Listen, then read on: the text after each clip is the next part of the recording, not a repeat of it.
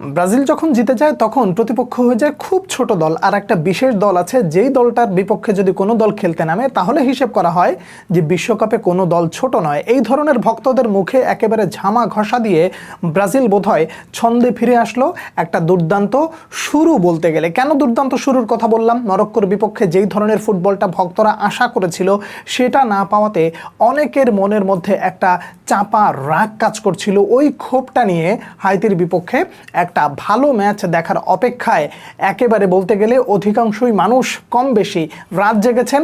সকাল হয়েছে, সূর্য উঠেছে, একটা হলুদ সমারোহ বা একটা হলুদ সমুদ্র দেখার জন্য, একটা হলুদের আবহ দেখার জন্য যারা মোটামুটি সকালে উঠেছিল সেই মানুষদেরকে ব্রাজিল একটা দুর্দান্ত সকাল উপহার দিল।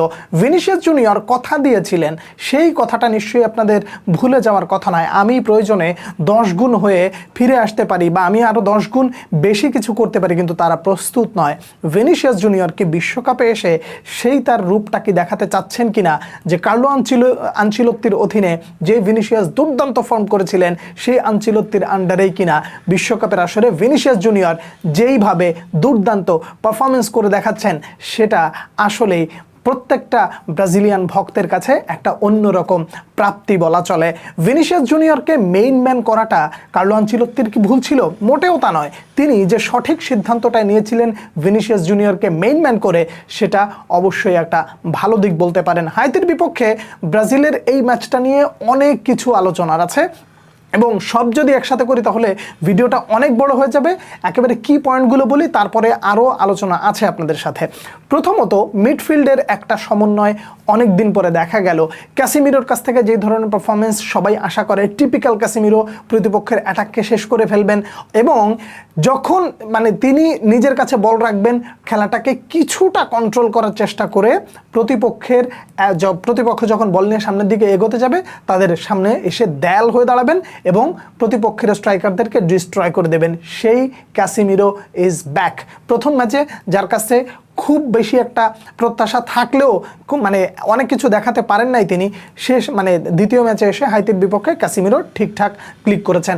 ব্রুনো গিমারাইজের সাথে একটা পারফেক্ট মিশেল অবশেষে দেখা গেল। তবে এই জায়গায় একটা হিডেন ম্যান থেকে গেছে, সেই ব্যক্তিকে নিয়ে বোধহয় খুব বেশি আলোচনা এই মুহূর্তে নাও হতে পারে। সেই হিডেন ম্যানটাকে আমি যদি আপনাকে প্রশ্ন করি তাহলে আপনি সে উত্তরটা নিশ্চয়ই খুঁজে পেতে পারেন।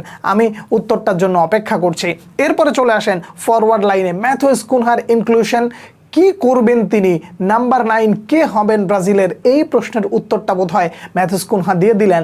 সেই ম্যানচেস্টার ইউনাইটেডে দুর্দান্ত ছুটে চলা, যখন প্রয়োজন সেন্টার ফরওয়ার্ড, যখন প্রয়োজন অ্যাটাকিং মিডফিল্ডার, যখন প্রয়োজন রাইট সাইড দিয়ে কাটব্যাক করে ভেতরে ঢুকে গিয়ে সুন্দর সুন্দর অ্যাসিস্ট, সেই ম্যাথুয়াস কুনহাকে বোধহয় অবশেষে দেখা গেল। মিডফিল্ড থেকে নিচে নেমে যখন প্রয়োজন মনে করেছেন ভিনিসিয়াস জুনিয়রকে জায়গা করে দিয়েছেন এবং সেই ভিনিসিয়াস জুনিয়র যখন জায়গা পান তখন তিনি কি করতে পারেন সেটা মোটামুটি সবাই বুঝতে পারলো। ম্যাথুয়াস কুনহা বিশ্বকাপের পরবর্তী ম্যাচগুলো স্টার্ট করবেন, এটা মোটামুটি ধরে নেওয়া যায়। দুঃখজনক ব্যাপার হলেও সত্য, রাফিনহার বিশ্বকাপটা কি খুব সম্ভবত শেষ হয়ে গেল? হ্যামস্ট্রিং ইনজুরির কথা মোটামুটি শোনা যাচ্ছে। যদি তাই হয় তাহলে বিশ্বকাপে রাফিনহাকে না পাওয়ার আক্ষেপটা বোধহয় থাকবে।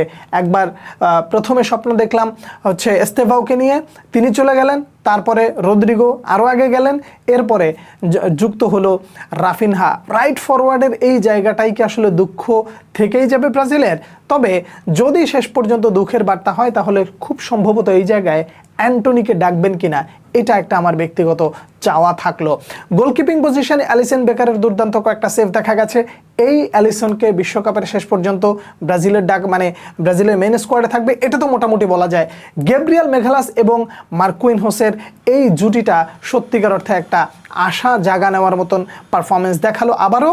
তবে শেষ মুহূর্তে এসে মার্কুইনহোস কিছু জায়গায় মোটামুটি একটু স্লো ফুটবল খেলাতে একবার বিট হয়েছিলেন, তো ওই জায়গাটা খুবই দুঃখ লেগেছে। এবার একটা কমন প্রশ্ন করি, আপনার কাছে প্রথম হাফের খেলাটা খুব ভালো লেগেছে, এত ভালো লেগেছে আপনি মনে হয় আকাশে ওড়া শুরু করে দিয়েছেন, কিন্তু সেকেন্ড হাফের খেলা দেখে খুব একটা ভালো লাগে না। এই যে একটা ভ্যাটকানি দিয়ে যে আপনার অবস্থাটা মোটামুটি আপনি চেঞ্জ করে ফেললেন, এই জায়গাটা আপনাকে একটু বোঝানোর আছে।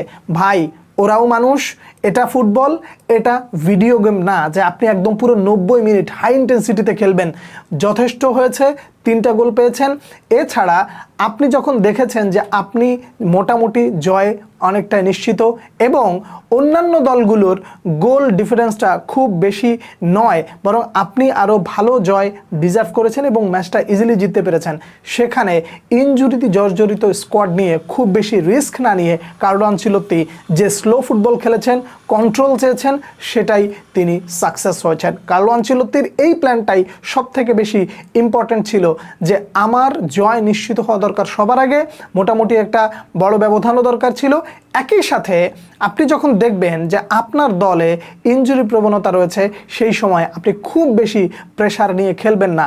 অন্যান্য যারা সুযোগ পেয়েছে তাদেরও আজকের জন্য একটা ভালো দিন বলা চলে।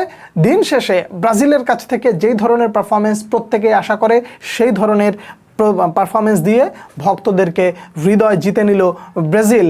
একই সাথে বলতে হয়, শুরুতে যেটা বলেছিলাম, ব্রাজিলের পক্ষে আসলে সবাই হয়ে যায় ছোট দল, আর আপনাদের বিপক্ষে যখন আসে তখন হয়ে যায় বিশ্বকাপে ছোট দল বলতে কোনো কথা নাই।